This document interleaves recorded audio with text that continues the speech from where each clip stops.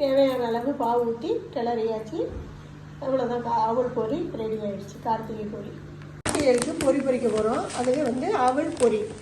அதுக்கு அவல் கடையிலே பொரித்து விற்கிறாங்க, அது வாங்கியிருக்கேன். ஒரு ஃப்ரை ரோஸ்ட்டு தான். பொட்டுக்கடலை, தேங்காய், ஏலக்காய் பொடி, எள்ளை கழுவிட்டு நல்லா வறுத்துருக்கோம்.